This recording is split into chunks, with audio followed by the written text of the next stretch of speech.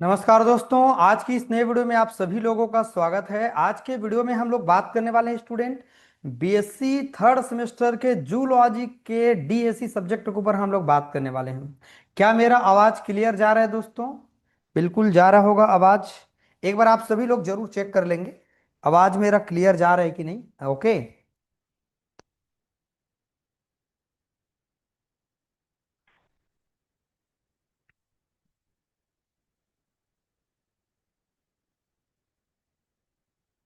तो आज की वीडियो में बच्चों हम लोग बात करेंगे हमारे पास जो प्रोटोजोआ होते हैं, है ना, जो पैरासाइट्स होते हैं, परजीवी जानते हैं ना सभी लोग। ठीक है, इसके बारे में हम लोग डिस्कस करने वाले हैं इस चैप्टर में। आई होप बच्चों आप सभी ने दो और लेक्चर देख लिया होगा, जिसमें एक एक लेक्चर में मैंने पूरे एक एक यूनिट को कवर किया हुआ है।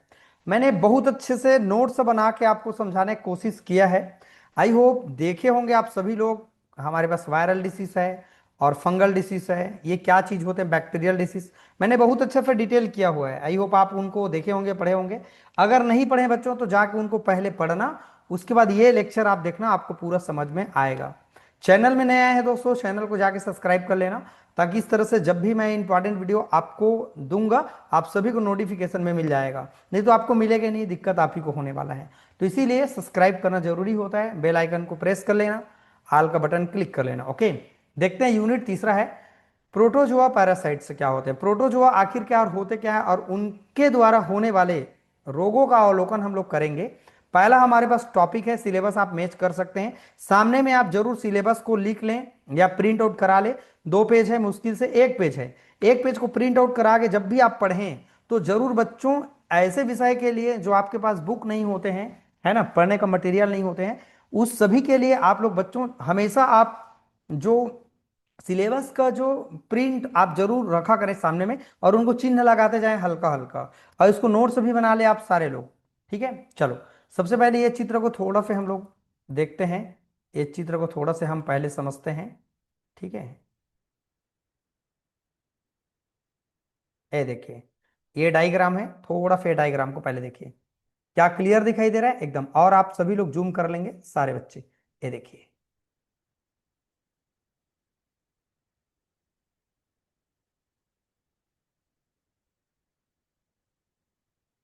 ठीक है, दिख जाएगा इतना में, आराम से दिख रहा है। चलो देखते हैं। सबसे पहले ये संरचना आप सब लोग ध्यान से देखें, इसके सबसे जो बाहरी वाला जो लेयर है ना, ये इसकी भित्ति है ना। ये इसके क्या है, भित्ति। भित्ति समझते हैं ना, आवरण, इसके बाहर का कवर है।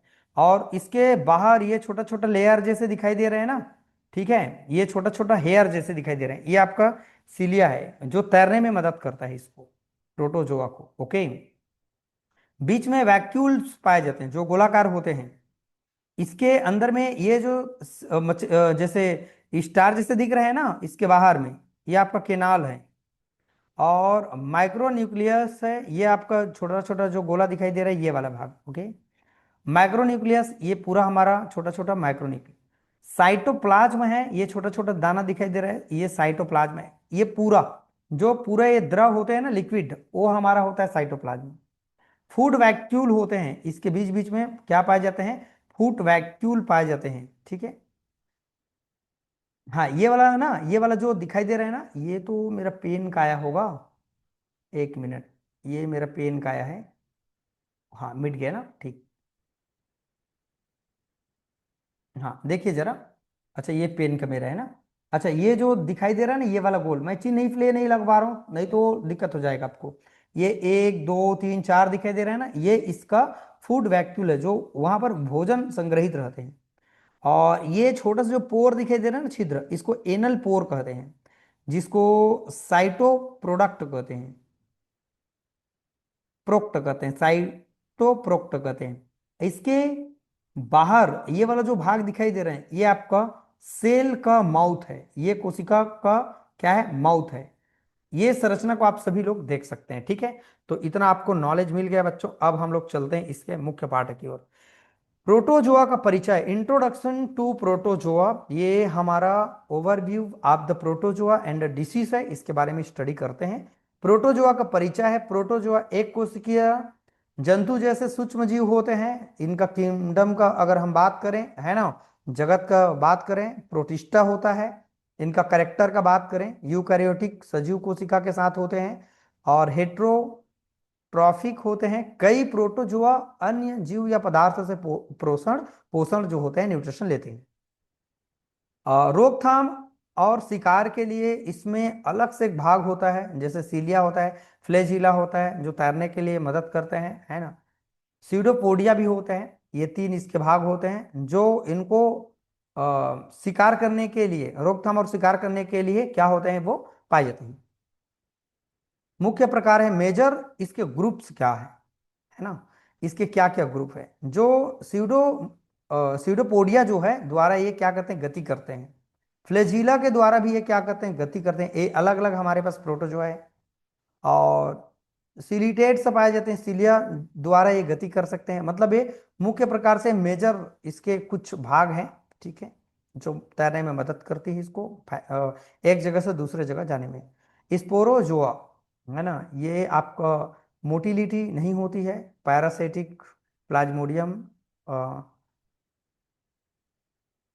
टोसोप्लाज्मा है।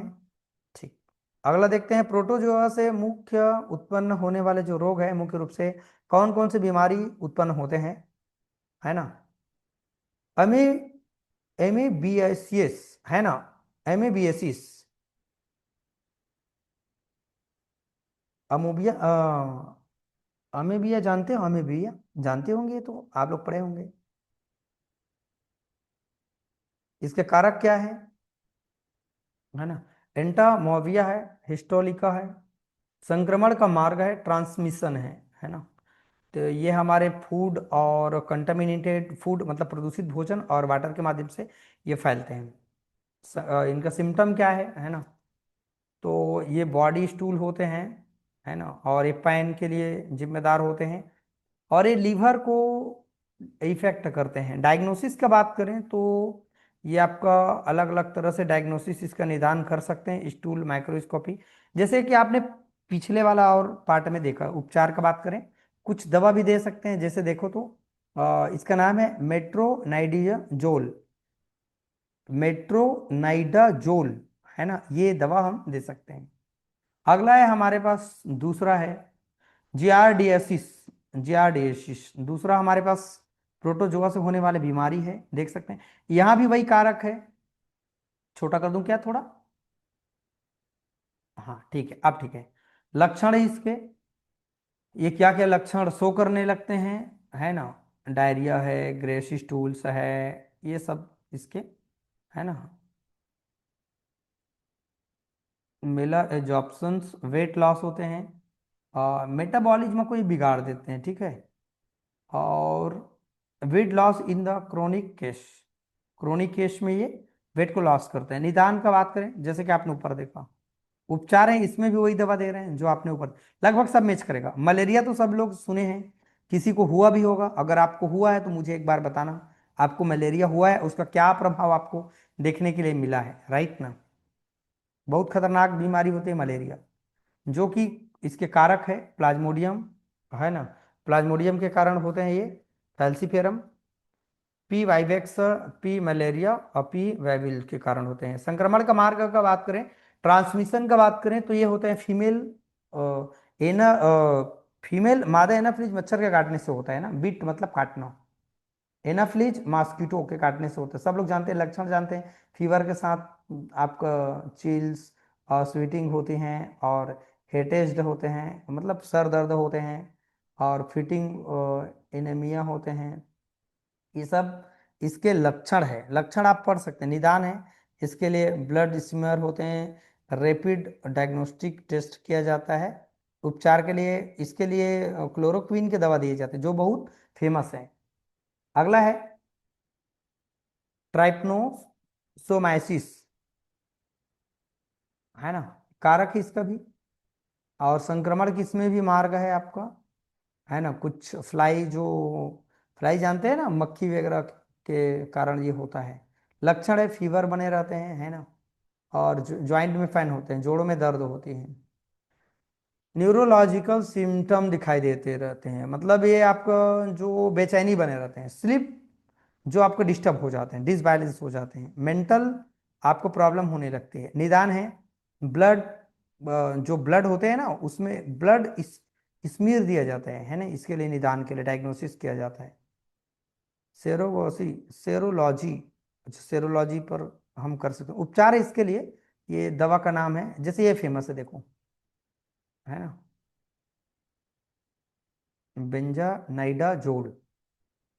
ये सब टेबलेट जैसे पढ़ते हैं ना, ये सब मेडिकल का लैंग्वेज है, पता है आपको, लेकिन पूरा बीमारी को भर दिया भाई इसमें।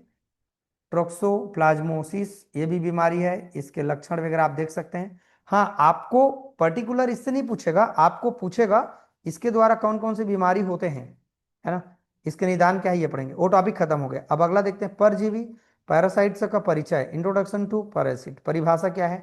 परजीवी एक ऐसे जीव होते हैं जो दूसरे जीव होस्ट पर आश्रित रहते हैं और उसमें पोषण प्राप्त करते हैं, उससे पोषण प्राप्त करते हैं। परजीवी का लाभ होता है लेकिन होस्ट को नुकसान होता है। जैसे आपने कुछ देखा होगा जोंक वगैरह, है ना, जो दूसरे पर चिपके रहते हैं, पता है, और जिसके ऊपर चिपके उनको नुकसान होता है और खुद को क्या होता है, फायदा होता है। ये होता है परजीवी। जैसे कि जू, जू जानते हैं ना, जुआ, जुआ जुआ बोलते हैं ना, जू, ठीक है, ये सब है।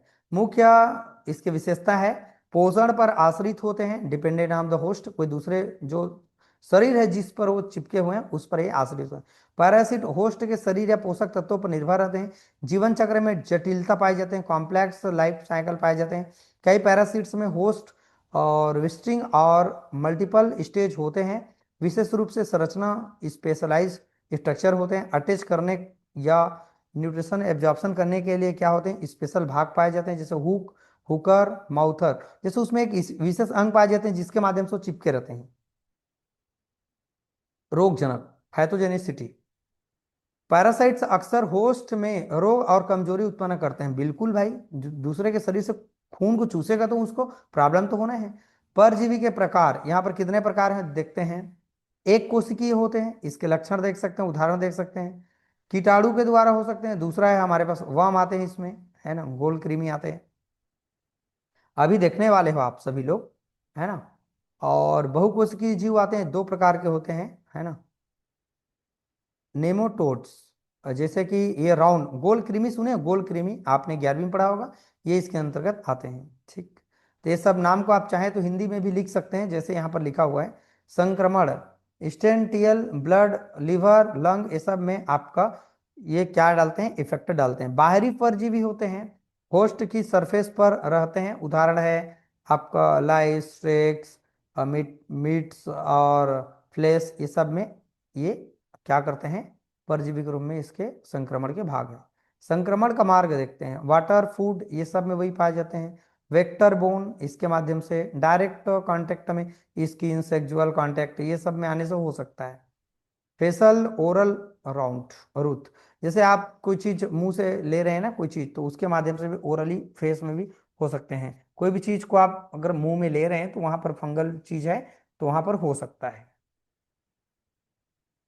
ठीक। परजीवी रोगों के प्रभाव, तो ये आपका सबसे पहले आपके माइंड को डिस्टर्ब करता है और न्यूट्रिशन डिप्लेशन करता है, मतलब आपका जो न्यूट्रिएंट होते हैं ना पोषण, उनको इफेक्ट करता है। टिश्यू को डैमेज करता है, इम्यून सिस्टम को इफेक्ट करता है, क्रोनिक इन्फेक्शन करते हैं, ठीक है, ठीक बच्चों।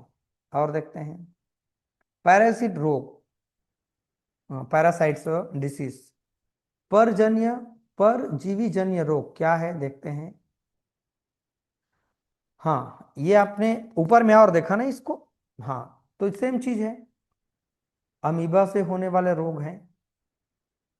संक्रमण मार्ग है यहाँ पर, ठीक है, दूषित पानी भोजन से होता है।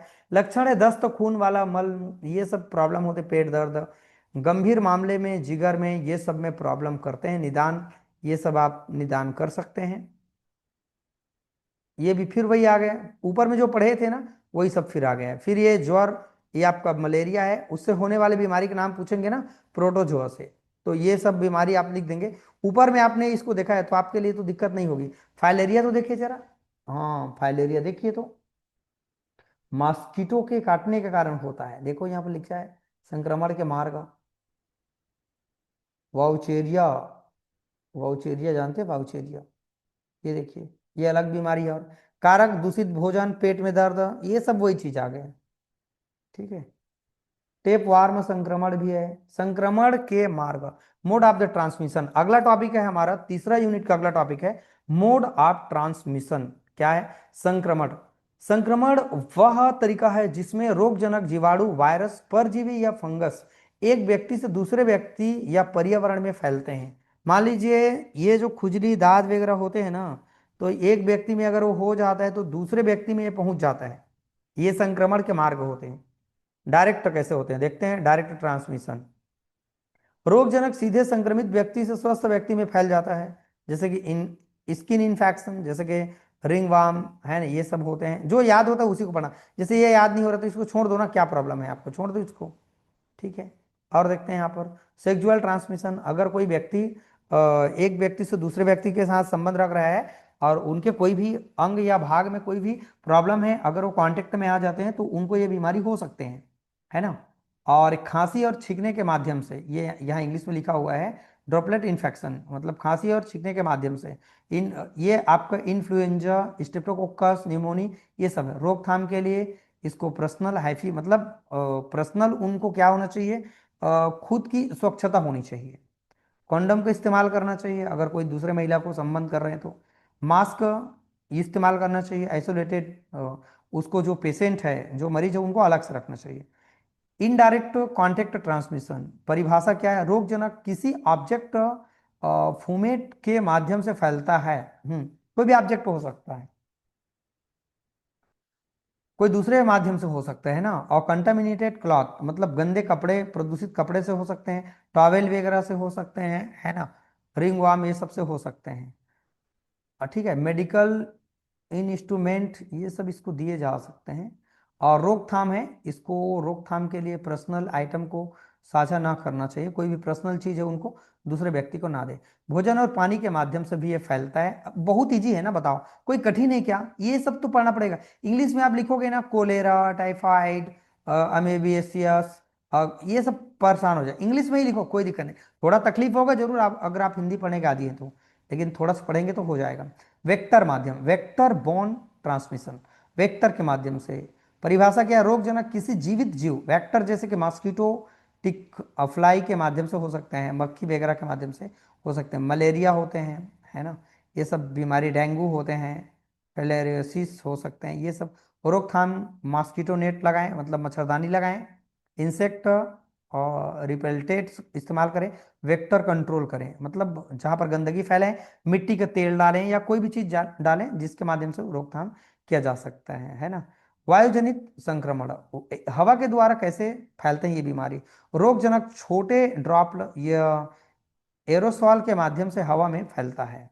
ये फैलने के अलग अलग हमारे पास मोड ऑफ ट्रांसमिशन है, फैलने के अलग अलग हमारे पास माध्यम है।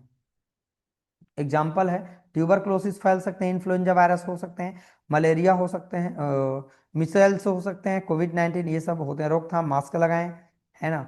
वेंटिलाइजेशन यूज करें, आइसोलाइजेशन, पेशेंट को आइसोलेट करके रखें, अलग रखें।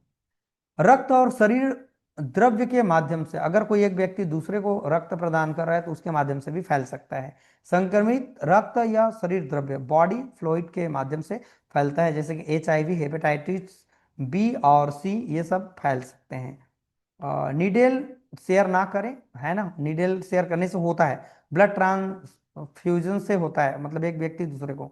तो ये नीडल वगैरह जो प्रयोग कर रहे हैं ना, उसको एक व्यक्ति इस्तेमाल करने के बाद उनको फेंक देना चाहिए।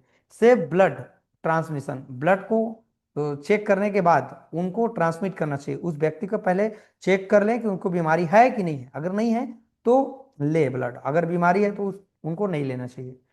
जन्मजात संक्रमण से भी होता है, कई व्यक्ति में माता पिता से फैलते हैं। माता से भ्रूण शिशु में संक्रमण होता है। एग्जाम्पल देख सकते हैं यहाँ पर, HIV वगैरह। रोकथाम, सिफेलिस भी है। पशुजन्य संक्रमण है जो प्रोटोजोआ के द्वारा होता है, रोगजनक जानवर से इंसान में फैलता है। कटे हुए जानवर से हो सकते हैं, ये देख सकते हैं। Contaminated water with animal urine, जो जानवरों की यूरिन से, और कंटामिनेट का मतलब होता है आपका प्रदूषित वाटर से हो सकता है ना। और ये आपका और अलग अलग तरीके रोकथाम भी यहाँ देख सकते हैं। वैक्सीनेशन कर देना चाहिए जानवरों को, है ना। और अवॉइड कांटेक्ट, कांटेक्ट को अवॉइड नहीं करना चाहिए, ठीक है। प्रोटेक्टिव क्लॉथिंग, क्लॉथिंग, क्लॉथ जो कपड़ा वगैरह वो सुरक्षित होना चाहिए, ये सबसे होते हैं ना। Portal of entry and implication of parasitism, ये हमारे अगला टॉपिक है। पोर्टल ऑफ एंट्री, प्रवेश मार्ग। पोर्टल ऑफ एंट्री वह मार्ग है जिसके माध्यम से परजीवी या रोगजनक जीव मानव या अन्य होस्ट के शरीर में प्रवेश करता है। भाई कोई एंट्री करेगा नहीं तो बीमारी होगा नहीं। प्रवेश, मुख्य प्रवेश का मार्ग, मेजर पोर्टल ऑफ एंट्री, कहाँ कहाँ प्रवेश करने का मार्ग है देखते हैं। दूषित भोजन से या पानी के माध्यम से, ये सब हमारे पास जो प्रोटोजोआ है वो पहुंच करके बीमारी पैदा कर सकते हैं। ये सब बीमारी है, देख रहे हैं, और ये इसके बैक्टीरिया का नाम है, मतलब प्रोटोजोआ का नाम है, ओके। श्वसन, श्वास मार्ग से भी पहुंच सकते हैं, जिसका वितरण होने का माध्यम है हवा है, ड्रॉपलेट से, एरोसॉल के माध्यम से, कहीं कोई आदमी छिड़काव करता रहता है उसके माध्यम से। ट्यूबरकुलोसिस बीमारी है, इसमें पाया जाने वाला माइकोबैक्टीरियम हमारे पास ये प्रोटोजोआ है। अगला है, और स्किन के माध्यम से, ये कितना इजी है बताओ। अब एक बार मैं आप सारे लोगों को बता दिया, क्यों नहीं पढ़ सकते भाई, इसको पढ़ लेंगे ना भाई मेरे, कोई टेंशन नहीं है ना। फालतू का टाइम बढ़ेगा हमारा। एक बार मैंने वीडियो को रोक दिया, आप थोड़ा सा देख लीजिए भाई, है ना, ठीक है। जन्मजात भी होते हैं, माता पिता से फैलते हैं, ये बीमारी का नाम है HIV, खास करके याद रखें। जो याद होता है उनको आप रखें, है ना। और इंजेक्शन के माध्यम से या घाव के माध्यम से भी फैलते हैं। ब्लड हमारे पास ट्रांसफ्यूजन के माध्यम से हो सकते हैं, और निडल के माध्यम से हो सकते हैं, ये सब है। अगला है हमारे पास इम्प्लीकेशन आप पैरासाइटज, पैरासिटिज्म पर जीविता के परिणाम या प्रभाव क्या होते हैं। पैरासिटिज्म वह संबंध होते हैं जिसमें परजीवी को लाभ और होस्ट को नुकसान होता है, ये बात मैंने पहले ही समझाया आपको। मेजर इम्प्लीकेशन, है ना, क्या चीज होते हैं, पोषक तत्वों की कमी हो जाती है, देख सकते हैं, जो होस्ट से ना न्यूट्रिशन को खींचने लगते हैं, जो भी कोई परजीवी हो। हुकवाम जानते हैं, हुकवाम क्या बोले, हुकवाम हिंदी नाम भी हुकवाम है ना, हिंदी नाम भी शायद हुकवाम ही इसको बोलते हैं। हुक बना रहता है उनके शरीर में, चिपक जाते हैं, फिर वो आपके बॉडी से जो पोषक तत्व है उनको खींचने लगते हैं। टिश्यू एंड ऑर्गन डैमेज कर देते हैं, ऊतक और अंग क्षति को बढ़ावा देते हैं। ये इसका प्रभाव पड़ रहा है ना, हम हेडिंग देख लें भाई, ये इसका प्रभाव क्या पड़ता है। तो प्रमुख प्रभाव पोषक तत्वों की कमी, दूसरा है टिश्यू ऑर्गन को डैमेज करता है, तीसरा है आपका इम्यून इम्यून सिस्टम को इफेक्ट करता है, प्रतिरोधक क्षमता को कम करता है, सूजन भी हो सकते हैं, होस्ट में फीवर आ जाता है, ये सब चीजें है ना। दीर्घकालिक संक्रमण और कमजोरी भी होने लगती है। और अगला है दोस्तों वेक्टर बोन डिसीज, रोग का प्रसार प्रसार भी होने लगता है, जैसे परस वेक्टर जानते हैं ना, कीट वगैरह के माध्यम से फैलता है। तो ये है बच्चों, ये चैनल का नाम लिखा है हमारा, सब्सक्राइब जरूर कर लेंगे। पैरासिटिक जो एडाप्टेशन कैसे होते हैं, परजीवी में अनुकूलन कैसे होते हैं, परिभाषा है, जो परजीवी होते हैं उसमें एडाप्टेशन वह विशेषता होते हैं जो परजीवी को होस्ट में जीवित रहने, पोषक प्राप्त करने और प्रजनन करने में क्या करता है, मदद करता है, ठीक है। ये एडाप्टेशन पैरासिट और होस्ट के बीच विशेष संबंध स्थापित करते हैं। एडाप्टेशन के कारण पैरासाइट्स होस्ट को नुकसान पहुंचाते हैं, लेकिन स्वयं सरवाइव अच्छे करने लगते हैं, इसके जीवन अच्छा होता है। मुख्य प्रकार क्या प्रकार है हमारे पास एडाप्टेशन के, पहला है संरचनात्मक अनुकूलन करते हैं, उनको संरचना में प्रॉब्लम नहीं होते हैं। शरीर और अंगों का होस्ट में रहने के अनुसार अनुकूलन होता है, जैसे कि आप यहाँ हुक और सकर्स, जैसे कि आपका टेपवर्म है ना, इंटेस्टिनल वाल से अटैच रहते हैं, ठीक है, और यहाँ पर कवच बन जाते हैं, और फ्लेक्ड बॉडी होते हैं, ऑर्गन में आसानी से रहने लगते हैं बॉडी में। तो ये अगला है दोस्तों हमारे पास शारीरिक अनुकूलन, फिजियोलॉजिकल अडेप्टेशन, कि शारीरिक रूप से कैसे ये अनुकूलित होते हैं। मेटाबॉलिज्म और रिप्रोडक्शन होस्ट पर निर्भर करता है, देखो तो सोचो भला, जिस चीज पर वो चिपका हुआ है, जिस शरीर पर, उसी पर वो पूरी तरह से इसके पाचन क्रिया, रिप्रोडक्शन, भाई उसी से वो ले रहा है चीजों को, तो उसी पर डिपेंड रहेगा ना, अपने आप को उसी पर डिपेंड रखेगा। जैसे कि यहाँ पर नाम दिया हुआ है कुछ, वही सब बीमारी बार बार रिपीट हो रहे हैं, आप यहाँ पर देख पा रहे हैं, एंट अमीबा, ये सब आपने ऊपर भी देखा है, न्यूट्रिशन डायरेक्ट एडाप्टेशन करने लगते हैं। तो ये सब चीज है जिसको आपने ऊपर एक बार पढ़ते जाएंगे ना फ्रेंड, आप लोगों को दिक्कत नहीं होगी, पढ़ने में थोड़ी तकलीफ होगी, लेकिन थोड़ा इंग्लिश नाम तो है, नो डाउट। ये ऐसे ही इस पर आपको मिलेंगे, चाहे हिंदी में लिखो चाहे इंग्लिश में, याद तो करना पड़ेगा। रिप्रोडक्टिव एडाप्टेशन, प्रजनन अनुकूलन। पैरासाइट्स अपने जीवन चक्र में अधिक, है ना, अफेयर्स प्रींग उत्पन्न करते हैं। देखो, ऑफ स्प्रिंग बोल सकते हैं इसको ना, ऑफ स्प्रिंग उत्पन्न करते हैं। देखो तो ये अपने रिप्रोडक्शन को भी दूसरे जीव पर ही आश्रित है। बताओ भला, ये हाई अंडे मतलब बहुत ज्यादा अंडे का प्रोडक्शन करने लगते हैं, है ना। मतलब अंडे बहुत ज्यादा पर डे, बहुत ज्यादा थाउजेंड्स ऑफ द एग, यहाँ पे लिखा है देखो, इसका नाम है एस्केरिस लुब्रिकाइडिस है। और ये आपका complex life cycle with the multiple hosts, जो होस्ट है ना, उनके साथ ये कॉम्प्लेक्स लाइफ साइकिल क्या करने लगते हैं, सरवाइव करने लगते हैं। जैसे प्लाज्मोडियम हुमेन एंड मॉस्किटो में पाए जाते हैं।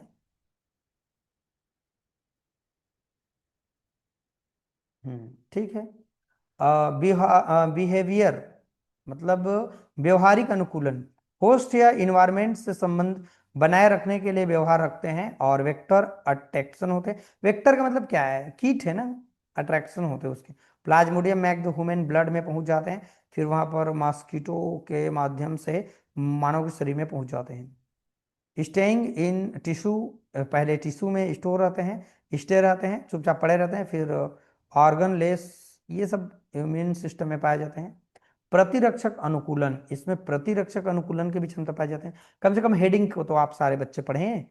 और सिग्निफिकेंस आप पैरासाइट्स एडाप्टेशन, महत्व है, देख सकते हैं। पहला, होस्ट की डिफेंस मैकेनिज्म की बावजूद जीवित रहना, है ना। होस्ट की डिफेंस मैकेनिज्म के बावजूद भी ये जीवित रहते हैं, ठीक है।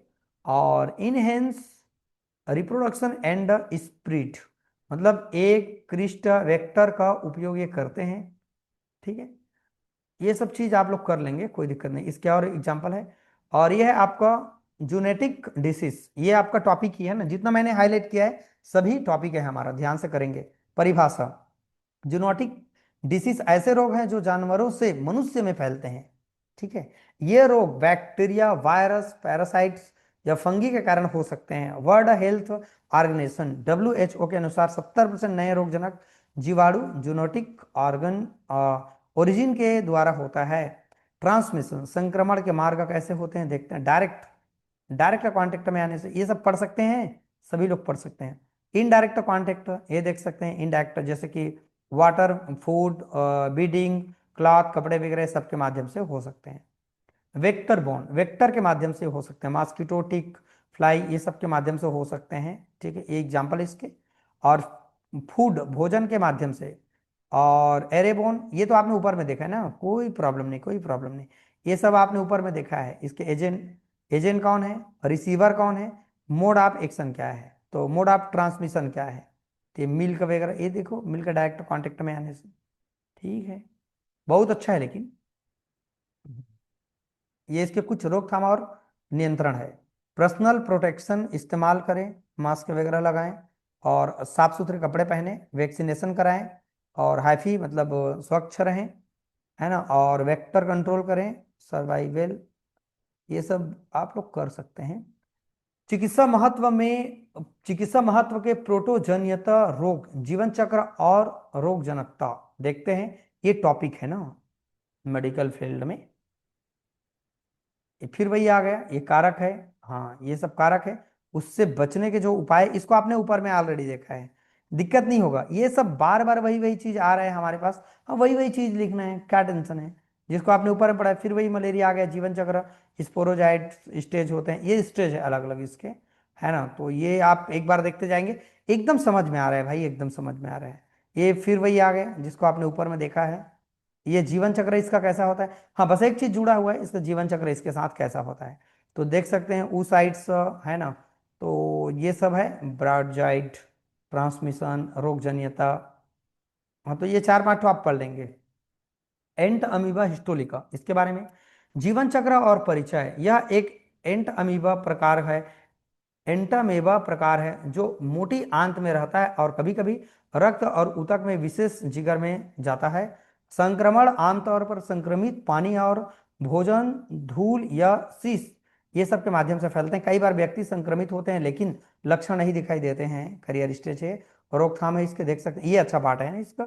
स्वच्छ और सुरक्षित पेयजल का उपयोग करना चाहिए, खाना पकाकर खाना चाहिए, उबला हुआ खाना चाहिए, कच्चे फल सब्जी अच्छी तरह धोकर के खाना चाहिए, हाथ सफाई करना चाहिए, विशेष कर शौच या मल संबंधित हाइजीन के बाद, ठीक है।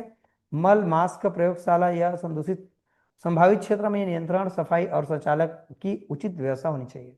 उपचार है, देख सकते हैं, टिश्यू दबाने वाला, दो प्रकार के बांट सकते हैं।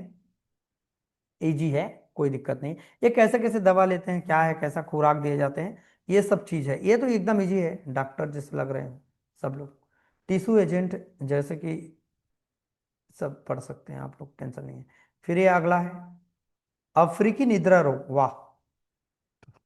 यह सबसे आम रूप जो पश्चिम और मध्य अफ्रीका में पाए जाते हैं। संचार माध्यम मक्खी के काटने से होता है। संक्रमण दो चरणों में ही होता है। पहला है हमारे पास रक्त माध्यम में, दूसरा है हमारे पास ये आपका मस्तिष्क के माध्यम में पहुंच जाता है अंतिम सीमा तक। लक्षण का बात करें, बुखार की बात करें, लक्षण पहले बुखार आते हैं, सिर दर्द, थकान, संज्ञानात्मक बदलाव मतलब माइंड से चेंज हो जाते हैं, नींद में उल्टा फेरी होने लगती है, बेचैनी होने लगती है। ये इसके रोकथाम है, देख सकते हैं। उपचार है, देख सकते हैं यहाँ पर। यह रोग की स्टेज निर्धारण के लिए डॉक्टर की सलाह के अनुसार मेडिसिन देना चाहिए। मलेरिया वैक्सीन प्रकार है, जीवन चक्र है, इसके परजीवी के रूप में होता है। रोकथाम है इसका, कैसे हम रोकथाम करें, ये पूरे आप लाइन को पढ़े, मच्छरदानी यूज करें, एकदम इजी चीज है ना, इस पर कोई ज्यादा है नहीं। और ये उपचार है, ट्रीटमेंट कर सकते हैं, ये चरण है इसके अलग अलग, कैसे दवा देना चाहिए, जैसे आपने ऊपर देखा सेम चीज है। ये अगला है हमारे पास, जो अगला रोग है ना, जीवन चक्र इनका भी है। फिर इनका रोकथाम है, कैसे करें देखो तो। स्वच्छ पानी, स्वच्छ पीने का पानी, कच्चे फल, हाथ धोने, स्वच्छता, सार्वजनिक जल स्रोतों की स्वच्छता रखें, बच्चों को संक्रमित व्यक्ति से संपर्क कम कराना, ठीक है। ये ट्रीटमेंट है इसका, अलग अलग दवा है, जैसे कि मेंट्रो नाइडाजोल, ये 15 से 20 mg आपका 3 भाग में 5 दिन तक देना है। वयस्कों में आमतौर 200 250, ये अलग अलग इसकी क्वांटिटी होती है, जैसे बच्चों को बोला जाता है ना इतना आपको दवा लेना है इतना। गर्भवती महिलाओं में ये दवा उपयोगी सुरक्षित माना जाता है, ये सावधानी जरूरी है। प्रतिरोध एकदम इजी है जी, कोई टेंशन नहीं। अब ये देखिए अलग अलग प्रकार के प्रोटोजोआ है यहाँ पर, ये देखिए इन्फ्लुएंजा है ना, अमीबिया है, ग्लेडिया है, ये अलग अलग दिखाई दे रहे हैं। ये चित्र अगर आप बना देंगे तो 4 चांद लग जाएगा आपका आंसर में, ठीक है। अब चलो बच्चों, ये काफी मेहनत के बाद हमारा ये तीसरा यूनिट कंप्लीट हो गया। अब लास्ट एक यूनिट और बचा है, लास्ट यूनिट है हमारे पास में। और हेलमेंथिस पैरासाइट्स होते हैं, हेलमेंथिस पैरासाइट डिसीज क्या होते हैं, इनको भी हम लोग डिस्कस करेंगे, बहुत अच्छा पार्ट है। सब लोगों को काफी मेहनत करके मैं वीडियो अपलोड कर रहा हूं दोस्तों, आप सब लोग इनको अच्छे से कवर करें, अच्छे से समझें, है ना। और इसको आप नोट्स जरूर बना लेंगे तो ज़्यादा अच्छा रहेगा सभी के लिए। अगर आप नोट्स नहीं बनाएंगे तो स्क्रीनशॉट लेके पढ़ने में आपको दिक्कत होगी, अगर आप अपने हैंड राइटिंग में लिख लेते हैं स्टूडेंट तो आपको काफ़ी अच्छा लगेगा। चलो एक बार स्क्रीनशॉट लेते जाएं, मैं थोड़ा सा स्क्रीन को छोटा कर देता हूँ। चलो हाँ, ये तीसरा यूनिट, 1 2 पेज, 3 पेज, 4 पेज, ज़्यादा नहीं एकदम, 5 पेज, ये आपका 6 पेज, 7 पेज, 8 पेज है, 9 पेज, 10 पेज,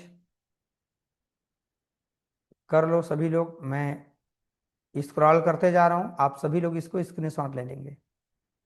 और वीडियो कैसे लग रहा है बच्चों, आप लोग मुझे कमेंट करके नहीं बताए, बताओ ऐसे कोई करते हैं क्या टीचर के साथ, धोखा दे रहे हो सर को? नहीं नहीं नहीं, मजाक कर रहा हूँ। क्या धोखा दोगे बच्चों मुझे, पढ़ लोगे तो आप लोग का भला है, नहीं पढ़ोगे तो भी भला है।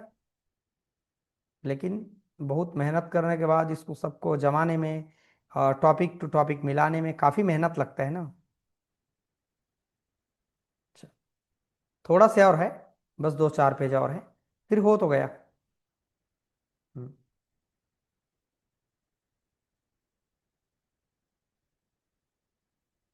मैं लास्ट स्टेज में आप सारे लोगों को पीडीएफ प्रोवाइड कर दूंगा, लेकिन अभी तो तुरंत मत परेशान करना, क्योंकि अभी मैं दूसरा काम में बिजी हूँ, तो थोड़ा से आप लोग समझेंगे। ये 93 पेज है। थोड़ा थोड़ा करके लिखे ना, ज्यादा क्यों परेशान हो रहे हो भाई। ये दो सर, वो दो सर, ऐसा करके है ना। जो जो मन लग रहा है, जहां जहां आप लिख सकते हो, वो सबको करो। चलो ठीक है। अगला जो हमारा लेक्चर आएगा, अगला जो हमारा यूनिट आएगा, हेलमिंथिस के ऊपर हम लोग बात करेंगे, है ना। हेलमिंथिस पैरासाइट्स क्या होते हैं, इनके ऊपर हम लोग बात करेंगे। चलिए दोस्तों, वीडियो अच्छा लगे तो लाइक कमेंट आप जरूर कर दीजिएगा, आपके जो भी दोस्त यार हैं उनको शेयर कर दीजिएगा। ठीक है बच्चों, चैनल में नए आए होंगे तो चैनल को जाके सब्सक्राइब जरूर कर लेना। ओके, चलिए दोस्तों, मिलते हैं अगले वीडियो में। वीडियो को वॉच करने के लिए थैंक यू सो मच।